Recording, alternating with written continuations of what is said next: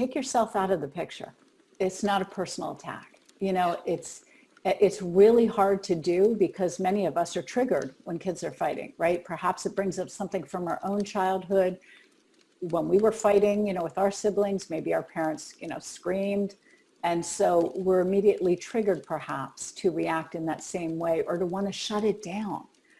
But shutting it down doesn't, number one, teach the child or the children, nor does it help them to grow and learn.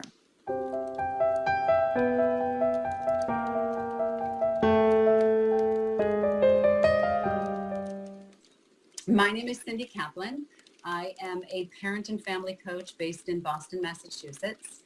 I work with a number of different types of families and parents dealing with all sorts of parenting struggles, from the regular everyday parenting struggles to more severe. And I today am so excited because I get to host and speak with one of my dear friends and colleagues, Sue DeCaro. So Sue is a PCI certified parent coach, educator, writer, and motivational speaker who is focused on conscious parenting and living. As a coach, Sue supports parents and families worldwide in navigating through life's daily challenges. While integrating education, consciousness, and coaching, Sue helps individuals to grow and thrive. While all these experiences are important, perhaps the most relevant experience is Sue's experience as a mother. As someone who has experienced challenges of her own in raising children, Sue is able to relate and bring compassion to and understanding to her clients and their experiences. Okay, so should we, Sue, do you want to dive in? I'm dying to dive in. Let's tackle these questions. One or the aerosol can that just says, stop it. The Lysol can? No, I'm just kidding. What can you share? And I'm sure questions will come up along the way. So I guess questions that come up, perhaps hold on to them.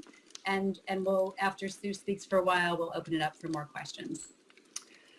So I think, you know, before I dive into some of the questions that you asked, I think understanding that sibling rivalry is and I don't like the word normal, so I'm going to use the word common, is a common denominator. When you have more than one child, it's going to happen. And it's part of a great opportunity in my world, in my work, to educate, to teach, to show children ways to get along, to build resilience, to look at compassion, look at ways to compromise. I mean, there's a lot of things that are showing up as opportunities when our children are, you know, in a rivalry state. And so, you know, I look at sibling rivalry, generally speaking, as an opportunity, as a positive thing that we can look at and look to help our children learn more skills that they can utilize as they navigate the world, not just with their siblings, but out in the world as well. And all of these skills are things that they're going to need. When it comes to trying to go to the questions, would you like me to just start right into the questions? Or talk about why rivalry occurs? Okay. Rivalry occurs for a number of reasons. Nicole, as you started us off here, a deeper need, a need to feel loved in a new way, perhaps, in a different way than one has already felt love, because our children are growing and changing each and every day. And the age and stage of development that we saw yesterday can be different today. And so the way we may have met and filled their love cup yesterday may be different today. And so some of the things that you see in rivalry are the underlying need for more love, different love, you know, extra love, especially today as we're all like closed in these, you know, tight quarters together. And so that's important. Competition, jealousy may not have anything to do with the parent, may have to do with just the siblings' jealousy over each other. You know, that's just a common thing that occurs. And I think developmentally, siblings fight. You know, it's part of their developmental stages. So again, it's all very common. It's not, you know, something that only you experience and no one else in the world ever has kids that fight. This is what children are here to do, is to have rivalry so we can step in and help them learn how to solve disagreements. with their sibling, as well as, again, as I said, out in the world. So, I want to touch on the example you brought up, Nicole, because I think it's really important as parents that we look at what's beneath the rivalry, what's beneath the argument. And, your son was very gifted in sharing with you what he needed. I believe you said that you love him, the other child, more than him. And so these are opportunities to step into that. Tell me about that. Be curious. What does that mean? I don't, understand what you're saying. I'd love to learn more about how you see this, because again, interpretation is really key here, right? We see it one way, that one kid stole another kid's toy, right? And that's the rivalry. But there's always things that are going on that are deeper, and there's always the interpretation from a child's point of view that you love the other more, or you love the other less, or you're playing favorites, or you're doing different things. That's their interpretation. And if we don't look at their interpretation with wide eyes and acceptance, then we can't help to create an environment that actually serves that particular child. So instead of looking at, your own view, which is really hard to do, and saying, I'm super fair, I love everyone equally, and I'm a giver, and I never stop, right, Nicole? We have to come to the child and say, again, like I said before, I'm curious. Bring the word curious to life, because it's a great way to learn more about what your kids are thinking. I'm curious why you feel this way. Tell me how I can make a difference, and what it is that you see that I'm not doing. Help me to learn, help me to grow. This is where the greatest growth occurs.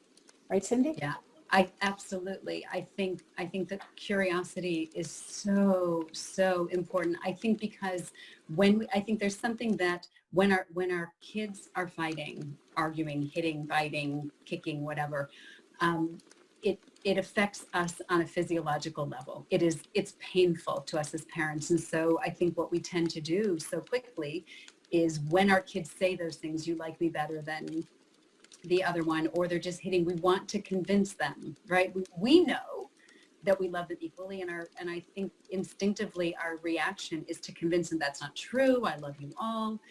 And our kids sense so much that we don't have to convince them. And as you're saying, like when we become curious, all we need to do is get curious and try to understand where they're coming from, because all they're doing is telling us how they're feeling. And our job is to understand that better without needing to convince them to feel otherwise.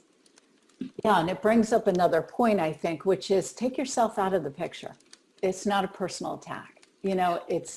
It's really hard to do because many of us are triggered when kids are fighting, right? Perhaps it brings up something from our own childhood. When we were fighting, with our siblings, maybe our parents, screamed. And so we're immediately triggered perhaps to react in that same way or to want to shut it down. But shutting it down doesn't, number one, teach the child or the children, nor does it help them to grow and learn. Right. Nor does it do anything also for us, right? I think one thing that's so hard is also it's not what we are imagining, right? It's not what we've had in mind. It's not what we pictured. This isn't what I pictured when I brought a second child into the family. This is not what you're supposed to be doing. And so then it so easily blocks us from being able to respond to them in the way that they truly need. Yeah, so I think, coming back to Nicole and leading into the second question, it's important not to be afraid to go to where your kids are. To not be afraid to hear what your child has to say about how you don't love them, right? Or you don't love them in the way they need to be loved, or, what they see as favorites. And, kind of to lead to the second question, in terms of your pregnancy with your 10-year-old, I think the key here is, what does that 10-year-old think this is going to look like? It's not about you painting the picture of what this looks like, because that means nothing, right? A 10-year-old has never had a sibling before your 10-year-old. And so she has to really share what she thinks this experience is going to be like. Because in her mind, it could be you're going to, and I'm just going for the farthest fetched idea, you're going to deliver, a roaring tiger that's going to come take all our toys away. So, understanding what your 10-year-old already sees, as part of this process of what this baby is going to do to her world is important. Because then when you bring curiosity to what she thinks this is going to look like, then you're able to navigate the conversation in a different way. Right? Right. And perhaps even more so, or on top of the toys, is perhaps the fear that this new baby's going to take her mommy away from her. Right. Right. In a different way. Yeah. Take everything. Take her family. Yeah. And you know what, Cindy, that's a great point, because it does change the dynamics. So, with the 2.5-year-old and the 8-month-old, Dia, I think it changes the dynamics in the family that can make a child really aggressive. And so to bring attention to these changes and to even address how difficult it is to have a sibling. So these are the difficult conversations, because we don't want to hear our older child say, I wish I didn't have a sibling. I can tell you I have 3, and all I wanted was to be an only child. Could we just get rid of the other kids, because they're annoying. And I remember stating, I just want to be an only child. And way back then, people weren't as conscious as they are now. But to be able to step into that arena with your child and acknowledge that, yes, this is hard. And it must be hard to have another child come in to the house. What's that like for you? You want to be an only child. I can understand that. I mean, this is what the child's thinking, right? Why did you bring this child home? What were you thinking, Mom? What were you thinking, Dad? So go there anyway with your child. Be curious. What are you thinking? What's it like to have a child? How, have another child in the house? And how does this affect your life? What's different for you? Yeah. And be okay if they say, I wish I didn't have a sibling. Be okay with that. They're entitled to that. That doesn't mean they're going to hate the sibling. That just means that they're acknowledging that they wanted you to themselves, right? They wanted the family life for themselves. Who doesn't? Right. Who doesn't want all the love, right? Absolutely. I was just going to add, I feel like in my family personally, my kids' ages are so spread out that for most of their lives, sibling rivalry has not really been a huge thing. I've got one 21, then a daughter with extreme special needs in the middle, and a 12-year-old. My 12 and 21-year-old, there's such an age that there hasn't been rivalry. That said, right now, with all of us at home, and the 21-year-old who's been off in college, who's here, I think my younger one has always felt to some degree that the older one is favored. The older one is doing things that are more aligned with my interests. And what I'm seeing now, and this I think is the other piece that this has the opportunity to do for us as the parents, I've noticed at the dinner table, because my 21-year-old is very interested in wine these days and understanding wine, that the dinner conversations almost every night are focused, my husband and he are talking about wine. And I notice where my 12-year-old becomes invisible at the dinner table, where before I wasn't so much aware of that. But so what it does, when I can just sit and take that in, it's not outward sibling rivalry, but if he were to say to me, I feel like you love the older one more, I'm beginning to see where some of that could take place and how some of that happens. So it opens up for me what I can be doing differently, and to see how that actually takes shape within their minds. I think that's such a great point. Being an observer in your own family is a really key element in seeing the dynamics that go on. Not just showing up at the dinner table, eating dinner, and then leaving and cleaning up, right? But really observing. Yeah, and being an observer actually takes pressure off of you as a parent, right? We don't always have to jump in and fix things, even though that's what we naturally want to do. We don't have to. Being an observer is so key and important. Yeah, absolutely. Awesome. Should we go to the next question? Yeah. So Sue, what do you do when your kids are hitting? And I lived that. So I had a lot of that. I think that, again, this comes back to what is it like to have a sibling? To really address that, because the pain underneath the hitting, started when you were pregnant, right? So the pain underneath the hitting is the fact that someone else is coming into this family. And before you brought the child, it was an unknown. What's this going to be like? Now that you have another child home with you, a toddler, it's even more apparent that, life has changed for your older child. And so I think really stepping into that arena of asking, what's this like for you? I see that sometimes you're really upset having, a brother, and it doesn't feel good for you. And, and I would address it. The thing that's happening, the hitting is happening. So I would say I notice that you lash out sometimes by hitting or biting or pulling or, whatever you're saying. And I wonder what it's like for you to have a sibling. Share with me, even at 2, just make it simple. What's it like to have a brother? Why do you hit? Why are you hitting? Not during the hitting, not during the biting or, but separately when you have a quiet, connected moment. And from a place of curiosity. I know I've said that word a dozen times maybe already, but that's one of the key elements. If you're coming from a place of curiosity and not negativity, I've got to fix this, or tone of voice, or, you're angry, but very neutral. And you just say, I'm curious why you hit, little Johnny. Tell me what that's about.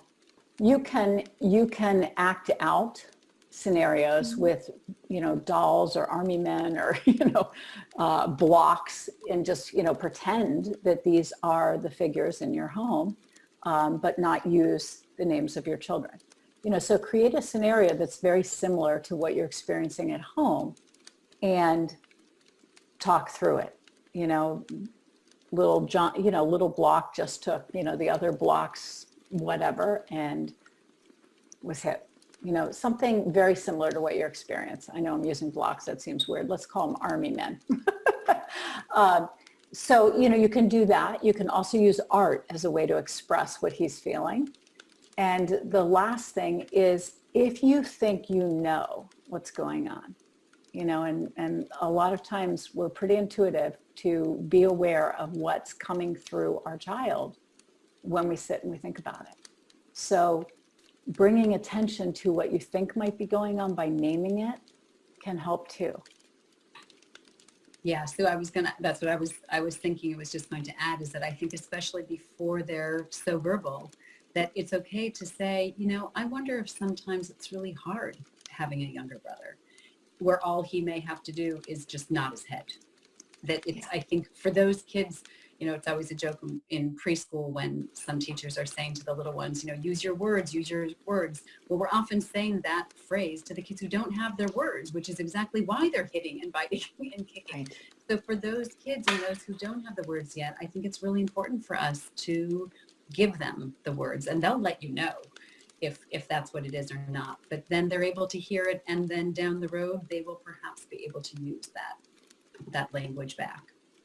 And even if they say no, but their body language, even if they shake their head, but their body language shows differently, then you hit onto something. Yeah. And when the behavior occurs, you can say, I see you're having a hard time, with your brother here, or having a brother. It's okay to name it. It's okay to name it because it's happening. It's there anyway. So when we don't name it, it's like the elephant in the room. When we name it, then we can start to work through it and talk through it. That's a great question. And on top of that, even if they're not willing to give you the information, they feel seen and they feel heard and they feel understood. And that goes so far for them to be able to, move in the direction of, you get me, or you get it. Mm-hmm. And it may reduce the amount of hitting and aggressive behavior over time. Yeah. Okay, these are great. Thank you, Sue. And then what about this notion of when to jump in and when to let them work it out on their own? And what if they're really hurting each other? I love that. So safety comes first. I believe that safety comes first. So if your kids are hurting each other, you do need to step in because, we don't want bloodshed in the house. We don't want bloodshed, period. We don't want it in the house. We just don't want it. Ideally not. Yeah. It's not about the white walls. It's about the kids. So, safety is most important first. Focus on their safety. And then the second piece of this is observe your children. Are they able to move through their disagreements without you interfering? Because this is where learning takes place. If you give them the space and you believe in them and you see that they do have the skills and abilities to move through difficult moments together, then you allow it. You give them the space because, again, this is how they're going to navigate. If we're quick to jump in and fix whatever's going on, then they're not practicing skills that they may already have inside of them and learning how to compromise or work through scenarios. If you see that one is actually bulldozing the other, then obviously that's not working for both kids. It may only be working for one, and those aren't great skills that you want them to continue to utilize to get their way. So I think that... Wait, so before you go on, can I just emphasize one point that you said that I think is so key? Is that I think oftentimes when we jump in to stop it, we feel like we're doing what is in the best interest of everybody. And that we as parents are often jumping in because we're uncomfortable with what we see the kids doing. So we jump in because we're uncomfortable, but if we can take a pause for a moment and take a deep breath and then decide, do they really need me to intervene right now, or can they work it out? Because as you said, when we allow them to stay with it for a little while, they actually can go inside themselves and tap into their own inner resources that when we jump in too soon, we rob them of the experience for them to figure out how to figure it out themselves. Well, not only do we rob them of the experience, but we also show them what we don't believe that they have the ability to solve these things. So being confident when you see that your children are able to work through these things and have skills that they can navigate it successfully or semi-successfully even, that shows them that you believe in them, and that helps build their confidence. The other thing is many times they're looking for attention. So if you're in the same room standing and watching this, you're probably going to get a show, right? Because you're the audience. If you step out of the room, and this was one big mistake I made when my kids, who are now adults, were little, is I would either watch or fix. And so I was, an audience member, and they were putting on a show, and it was not pretty. But, knowing what I know now, had I walked out of the room and not stood over, hovering, trying to make sure they fixed it properly, perhaps, then I not only gave them the confidence, but I also wasn't part of the audience. And they learned to work through their situations themselves, because oftentimes they're looking for our attention as, the parent, and just looking to, get some, whatever it is they need at that moment from the negative behavior. But if we give them the opportunity to work through it without us being their audience, they're growing. And they're seeing that we believe in them by giving them that space. Now, that doesn't mean that every child or, children that you have in your home is able to work through these scenarios. So if you have a situation where you see your kids aren't able to work through it themselves and you step in, my suggestion is don't step in and fix, but step in with curiosity. Again. I was just going to ask you, how can you bring in curiosity to that scenario? Can you say a little more detail, like what would that look like? So sure. You've got two young kids. Yeah. What does that look like? To be curious in the heat of the moment is to ask your children what is going on. Almost like you're a mediator, but you're a mediator asking questions, not solving the problem. So you're honoring each child's issue, each child's concern, you're listening, you're not taking sides, you're just there to be curious, right? Curious is neutral. So you're not, pulling in one direction or the other. But you could say, I'm curious, what's happening? Little Johnny, can you tell me what you're experiencing? Let's take turns so we can hear each other and try to figure out what's going on and how we can solve this in a different way. or how we can work together. So you're honoring where they're coming from, you're listening, you're asking one, then you're asking the other, and then you're restating what their issues are, showing them, as you said so beautifully earlier, that you see them, that you hear them, that you value them, both of them. And then you ask, what do you think we could do to make this situation different? So by this point, with the curiosity and the questioning, you've probably tampered the level of emotions and tension that is, that was there at the start of this. And you can include them in the solution by asking them different ways that we might be able to solve this. Johnny, what do you think are some of the good ideas to solve this situation? And, Jane, what do you think? And you talk through the different situations together. So you're empowering your children to be part of the solution, even though they may not have thought of anything. You're helping them by bringing curiosity and neutrality to it. I see you want to say something. Is it me? Well, I was just going to say, what if the rivalry is more about name calling, and that they're not fighting over an object, but the kids are, treating each other rudely, or treating each other, calling each other nasty names and bullying them, so to speak. How would you intervene then? I think there's two ways. One is you can come to the scenario with both of them and ask, what is going on, and what do you think it feels like to use those names when they hit the other person's ears, and where that's coming from. I think talking through the name calling, what does it feel like to use those words to call another person, stupid, idiot. I'm trying to think of all the good words that kids use today. Sorry, I'm out of touch with that. But, let's just say idiot. What does that feel like using that word? How does that make you feel calling your sibling an idiot?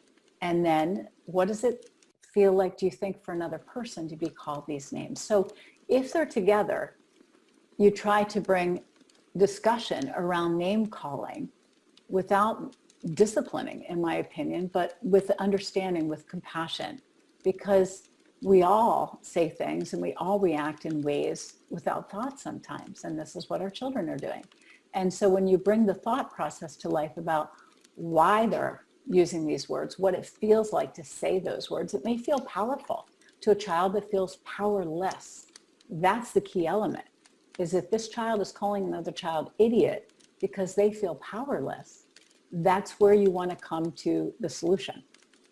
Is why is your child feeling powerless? Not the word idiot. So, behavior, as I may have mentioned earlier, maybe not, but behavior is a form of communication. And so when our children behave in ways that don't feel appropriate or kind, there's something beneath the surface that is causing them to act that way. When we focus on only the behavior, the word idiot, and not what's the driving force behind it, and it could just be, I'm angry, I don't know any other words to say, that came to mind and I said it, we're still understanding the thought process of the child.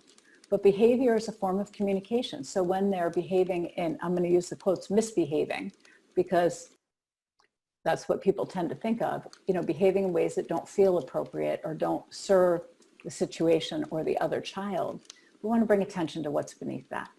And at the same time, we want to bring attention to how that would feel on the other side, because this is the way we teach our children about bullying without calling it bullying.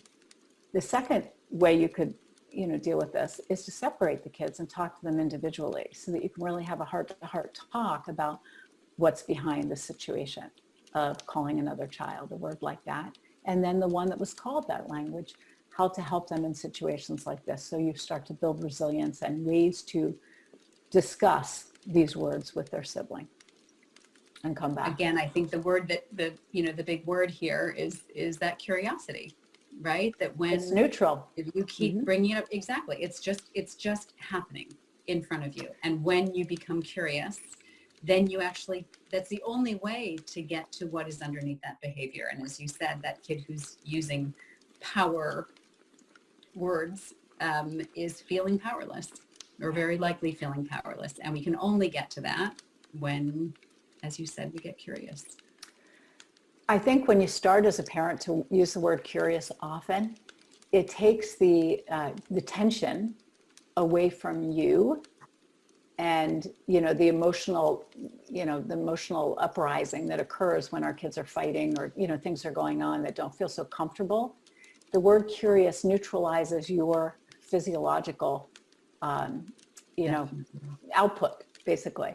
And it neutralizes you as well as neutralizes the conversations that you're having.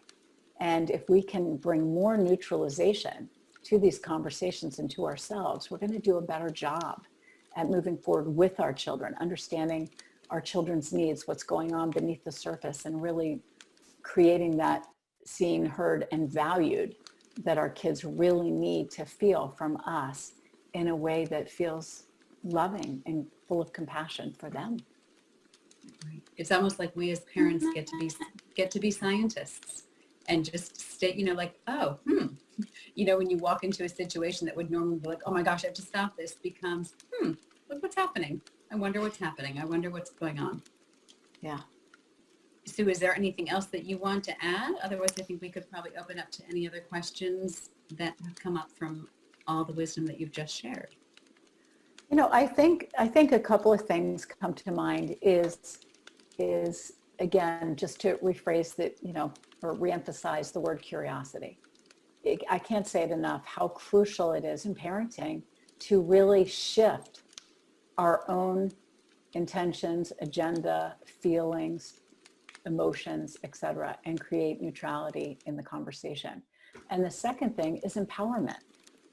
So part of empowerment is to see that our kids have abilities to create and foster and have confidence, believe that they do have abilities to solve, rivalries, to solve scenarios themselves, to really look at what they're capable of and see their growth and development and honor that. And not only honor it by empowering them, but state after the fact, wow, look at you guys. I saw how beautifully you solved, this situation. Or, I could hear you from the kitchen solving your disagreement. And, what a beautiful hallmark moment that was, and then even turn it around. What did that feel like for you? So that you create that sense of ownership in your children. Because they did it, you didn't. It's not you being proud. They need to be proud of their own actions and behaviors and how they move through them so beautifully. So it's creating that ownership in them for how they did this themselves. Right. And that brings up, as you said earlier, too, how we can as parents instill trust in them, that, we trust that you can do this, which then passes down to them, or when they do this, they can then believe that they can trust themselves to do this. And then going full circle to what you started with, in that these things that we sort of cast in a negative light they're all opportunities. They're opportunities to find some skills. And yes, they might need you to help in moments, but they're opportunities for growth and practicing skills that they will need in the world. Absolutely. And I'm going to add one thing just to as a summary that we didn't touch on, and that is our modeling. So how do you navigate your rivalries, whether it's siblings, friends, and I bring this up because I just had a rivalry about a month ago with my best friend / sister. And I was afraid that we weren't going to move through it. So, no matter what age we're at, it's really important that we are good models in how we solve our own situations with our siblings and anybody, and talk through, because our kids are watching. They are watching what we do. And so, if we take something from someone else, it's a little different as an adult, the taking, but we do take, right? Even if we're just taking someone's time, right? How we do this and how we bring compassion and understanding and compromise in our relationships shows our children a lot. Absolutely. Even at 2, they're watching. Thank you, Sue, for offering your wisdom. This was a phenomenal conversation. And yes, great questions. It's a pleasure.